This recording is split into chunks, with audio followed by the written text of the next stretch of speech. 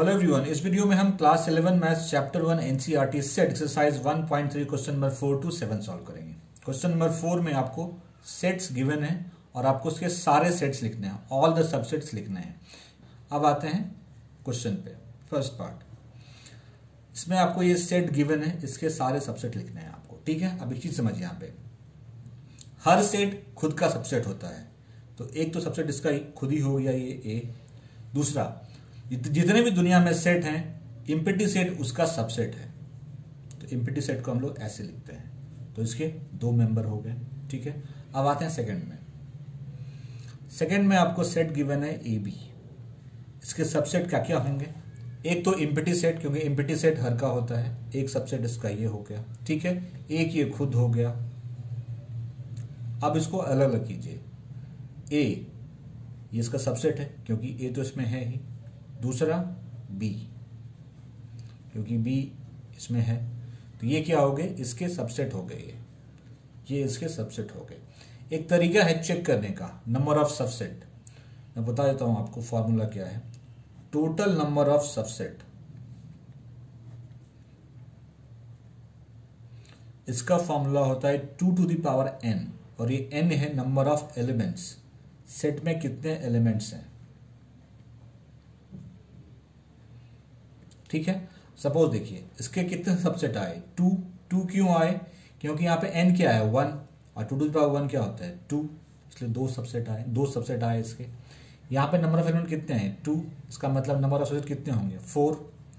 Count कर लीजिए, 4 होंगे। 1 2 3 4। ये चेक करने का तरीका। अगर आप कंफ्यूजन हो कि हमने जो निकाले हैं वो सही है या नहीं, तो आप इस फॉर्मूले को यूज कर सकते हैं। Total number of subset equals to 2 to the power n, where n is number of elements. अब आते हैं थर्ड पे। थर्ड में सबसेट है 1 2, थर्ड में सेट है 1 2 3। इसके सबसेट हमें लिखने हैं। ठीक है, एक तो होगा इम्पिटी सेट, क्योंकि सबका होता है, और एक ये खुद होगा 1 2 3। अब इसको सेपरेट करना स्टार्ट कीजिए। 1 सबसेट है इसका, 2 सबसेट है, 3 सबसेट है। सिंगल सिंगल लिया, अब लेंगे डबल डबल। अब लेते हैं 1 2, फिर 2 3, 1 3। अब कोई नहीं बचा, काउंट कीजिए। 1 2 3 4 5 6 7 8। यहाँ पे n क्या है? 3। इस फॉर्मूले से कितने होने चाहिए? 8। तो 8 हो गया। तरीका क्या है?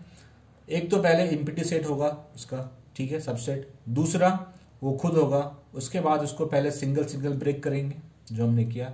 उसके बाद पेयर में ब्रेक करेंगे। ठीक है, और अगर ऐसा होगा तो हम आगे करेंगे। फोर्थ है, इसके कितने सबसेट होंगे? इम्पिटी सेट के सिर्फ एक ही, वो कौन सा होगा? 5। अब आप बोलेंगे ये कैसे? यहाँ पे तो 1 एलिमेंट है। देखिए, ये इम्पिटी सेट को रिप्रेजेंट करने का एक तरीका है। दूसरा तरीका है ऐसे। यहाँ पे क्या है? एक भी एलिमेंट नहीं, मतलब 0 एलिमेंट है। तो 2 to the power 0 क्या होता है? 1। तो इसका सबसेट, इम्पिटी सेट का सबसेट सिर्फ एक ही होता है, वो खुद इम्पिटी सेट। इम्पिटी सेट का सबसेट सिर्फ एक ही होता है, उसका खुद का इम्पिटी सेट। आई होप समझ में आ गया होगा। Question 5, how many elements has power of set A if A is equals to empty set. इसको कहते हैं पावर ऑफ सेट ए। ये जो नोटेशन है ये है पावर ऑफ सेट ए का नोटेशन। तो पहले हम समझते हैं पावर सेट होता क्या है। पावर सेट मतलब कलेक्शन ऑफ ऑल सबसेट। किसी सेट के जितने कलेक्शन है वो सेट इज कॉल्ड, किसी सेट के जितने सबसेट हैं उसके कलेक्शन को कहते हैं पावर सेट, कि कलेक्शन ऑफ ऑल सबसेट। एक एग्जांपल से हम क्लियर कर देंगे आपको क्या होता है ये कलेक्शन ऑफ ऑल सबसेट। जैसे मैं एक सेट लेता हूं A इक्वल्स टू, इसमें एलिमेंट है 1 2। तो मैंने क्या बोला? पावर सेट क्या होता है? Collection of all subset. पहले से सारे सबसेट लिख लीजिए। हम जानते हैं इम्पिटी सेट सबका सबसेट होता है और वो खुद भी होता है। तो 2 तो ये हो गया। एक लिखता हूं मैं 1।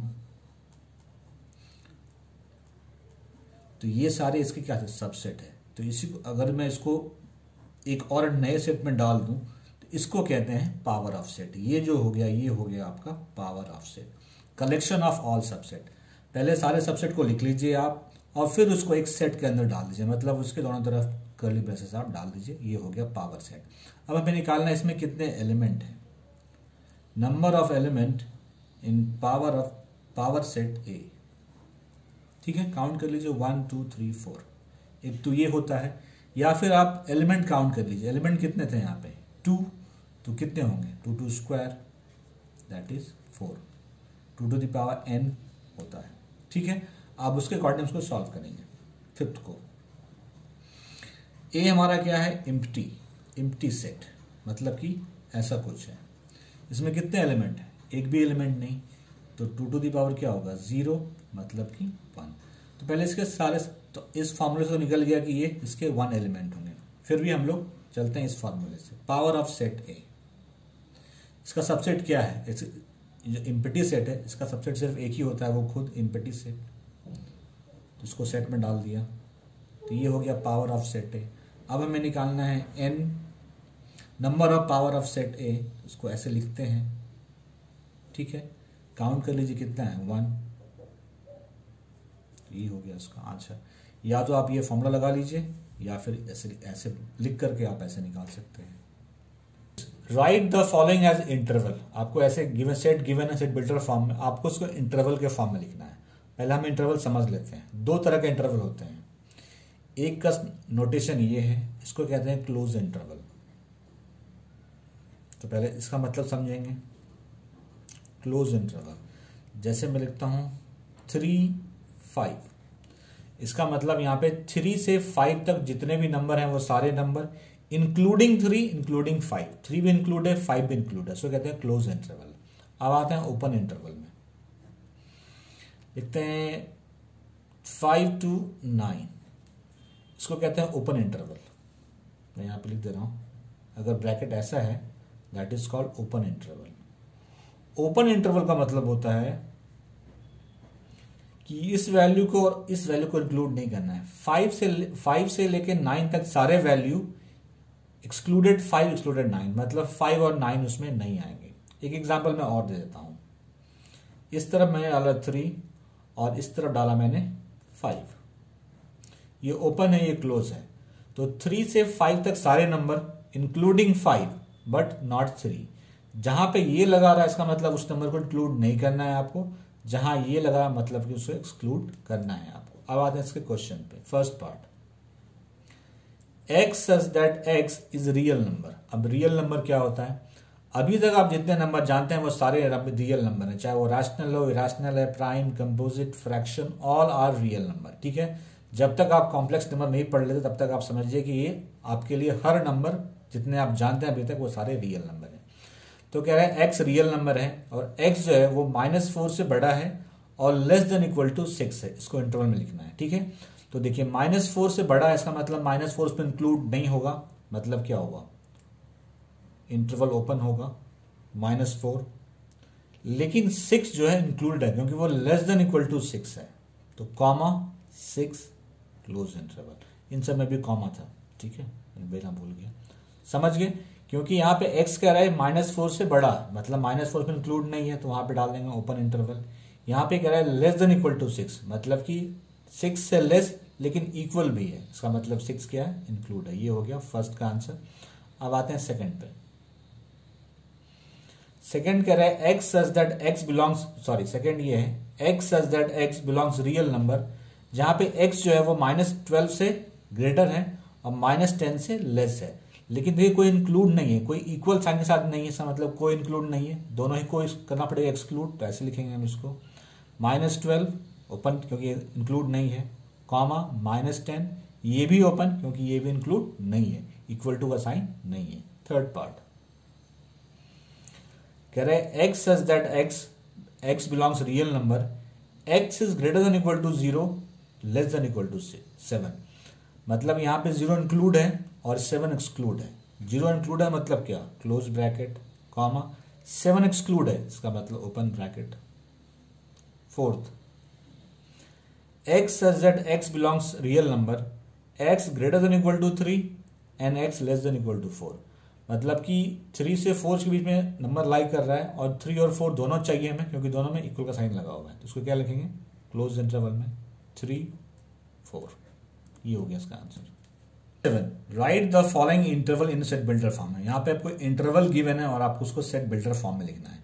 एग्जैक्टली ऐसा क्वेश्चन 6 में लिखा हुआ है, x such that x belongs real number, ऐसे करके लिखना है। ठीक है, इसलिए मैंने क्वेश्चन को यहाँ पे रखा है। फर्स्ट क्या है, -3 0 ओपन इंटरवल है, तो कैसे लिखेंगे यहाँ पे इसको, x such that x belongs real number, comma x is greater then -3, ठीक है, लेस देन इक्वल टू 0, क्योंकि दोनों ही क्या है, एक्सक्लूडेड है, ओपन इंटरवल है, तो हो गया, ब्रैकेट क्लोज ब्रैकेट कर दीजिए। सेकेंड पार्ट, सेकेंड है 6 12, 6 भी इंक्लूड है, 12 भी इंक्लूड है, तो कैसे लिखेंगे, x such that x belongs to real number, ठीक है, x greater than equal to 6 क्योंकि इंक्लूड है, and less than equal to 12 क्योंकि 12 भी इंक्लूड है, ब्रैकेट क्लोज कर दीजिए।